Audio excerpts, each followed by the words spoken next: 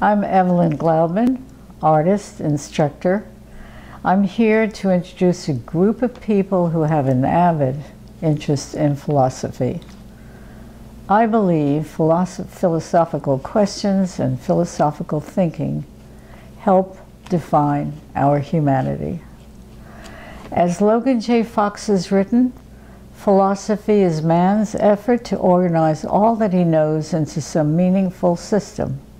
Every man is, of course, something of a philosopher, but some men specialize in this activity, and we call them philosophers. Before science was born, it was the philosopher to whom people looked for explanations. Even today, it is not inaccurate to consider all of the sciences branches of philosophy. If we go deeply enough into any science, we become philosophers. Join me now as we meet with a group of people who share this avid interest in philosophy. They are a group of seniors from the North Berkeley Senior Center and will be speaking on a variety of topics. Hello, my name is Ken, and what I'd like to talk to you about is something that happened many centuries ago, in 240 BC to be exact. It happened in Egypt. At that time, there was a great library in Alexandria, and the librarian was a man named Eratosthenes. Eratosthenes is recorded as being the third librarian at the great library in Alexandria. Eratosthenes did many things in his life. He was a scholar, an athlete, a historian, and he had an algorithm for finding prime numbers. And he did something else very special. He measured the circumference of the Earth. Now, considering that this is 240 BC, that's quite an accomplishment. And the story of how he did it in a simple and direct way is quite fascinating. As the librarian at Alexandria, he received information from many places in the world. And one of the bits of information he got was from a traveler who had traveled down the Nile to where modern-day Aswan is today. And this traveler reported to Eratosthenes that he had looked down a very deep well, and he had seen the reflection of the sun in the bottom of the well about midday. And when he put his head over the well, it blocked out the sunlight. Now, it just so happens that Aswan is near the Tropic of Cancer. And the Tropic of Cancer is a line around the Earth and represents where the sun is at its highest at the summer solstice. So Eratosthenes knew from this, from what the Egyptian had told him, that the sun must have been directly overhead. And he wondered if where he was in Alexandria, which is roughly 500 miles north of Aswan, that on the solstice the sun would be directly overhead. So he ran a little experiment to find out. History doesn't record exactly how he did it, but he determined that the sun made an angle of about 7 degrees. I've got a globe of the Earth here to help you visualize this. I've got 2 matchsticks pointing to different places in Egypt. The lower matchstick here points to Aswan, where the Egyptian looked down the deep well. And the upper matchstick points to Alexandria, where Eratosthenes measured the sun. If the sun is directly overhead at the solstice, this lower match won't cast a shadow, simply because the sun is directly overhead. We can see that. But the upper matchstick, because of the curve of the Earth, will cast a slight shadow. It'll be in here. So Eratosthenes determined the shadow was about 7 degrees. What this, he needed, in order to measure the circumference of the Earth, one more bit of information: how far it is between Alexandria and Aswan. In those days, it was very difficult to get accurate measurements of distance, so he had to measure the distance in camel train days. How far a camel travels in one day was pretty well known, and he converted that into the distance between Alexandria and Aswan. And later that was measurement was converted into a Greek measurement in stadia.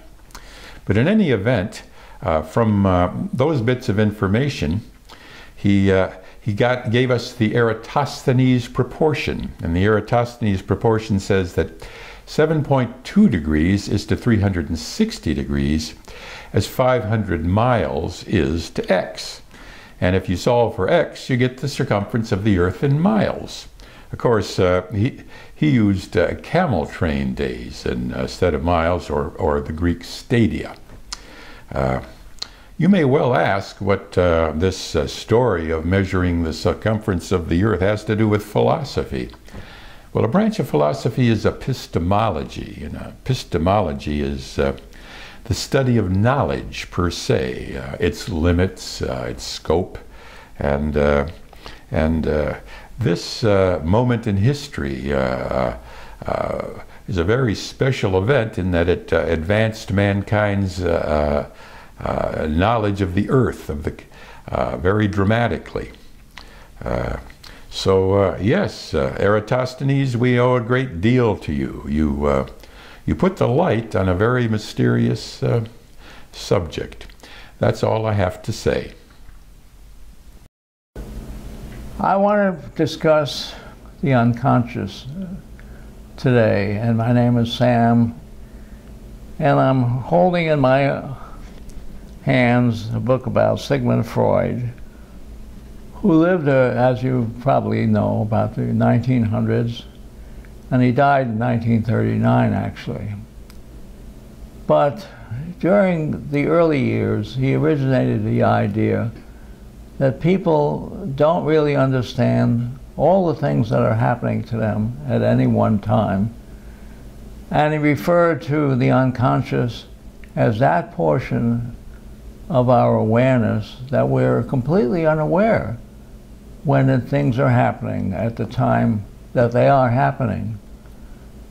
And for my situation, it happened because I was married, and I thought it was a secure marriage, and suddenly the marriage ended. And quite suddenly led to a very distressful situation for me, and I realized very quickly that I had to get help. The help was in the form of a very important person in my life for the next 20 or more years. And he was a psychologist who practiced a kind of therapy which I wouldn't call particularly Freudian, but a therapy which was very effective in bringing me out.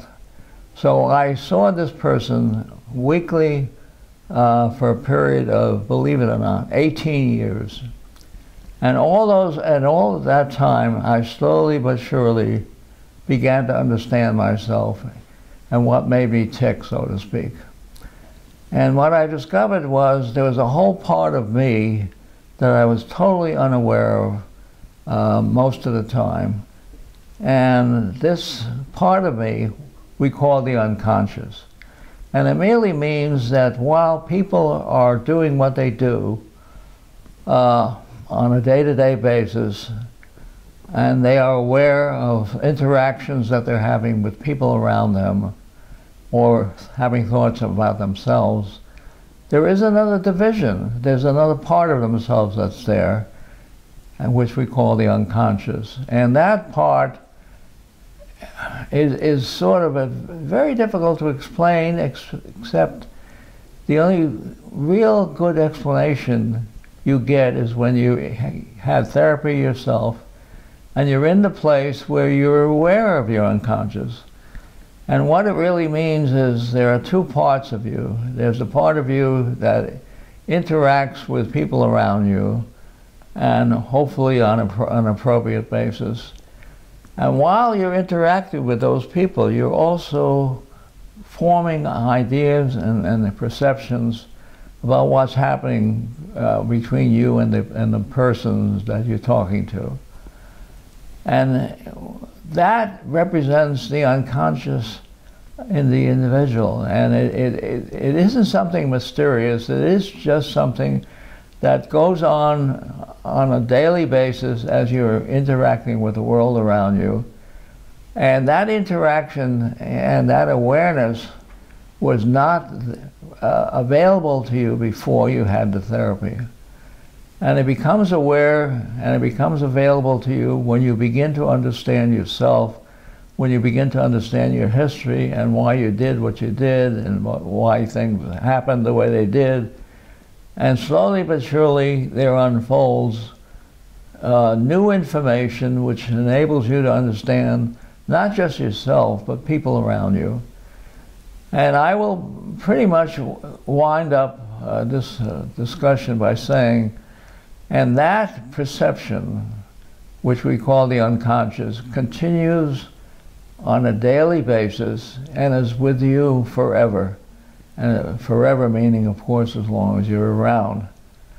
And I notice it there all the time. And it enables me to do things and say things in such a way that I could find myself in a better position with people around me and the world around me. And as I said, there's a great deal more I could say, but time dictates that I end. Bye. I really look for something that it has a positive note on it also. I look for that and I try to carry myself that way. And I have people coming through here sometime, not I have, but we have, that are very enhancing. And over the 12 years that I've been dealing with there and going there, there have been some very unique individuals who put certain things into context or things that I was interested in, and even put me in a direction where I went and got more information. One fellow who came through was of a high chemist, number one. This is interesting. He was a chemist, and he was doing research on the Byzantine cross, and he was relating to where the cross has changed in Asia Minor, and he gave me some information on that. He came 2 times. One time he didn't go into the room, he said like this and gave me this, and then I learned that I think it was the University of New Jersey, or one of those schools was giving him some accolades relative to what he was doing. But his background, he had studied at Harvard, he had a master's degree in chemistry from Harvard. Another resonating point, his roommate when he was at Harvard had taught at my high school. And he was 20 years older than me and walked in that door. Now that's resonance. And I still have what he gave me, and that was about 10 years ago. So it's for me, it's a point of interface, resonance, not conflict. Not now some of us there think that philosophy is something where you just break down things and try to take them apart. I don't go in that direction. I relate to something that you put under analysis. And then you have a way in which you see how things correspond with other things. And then you can manifest.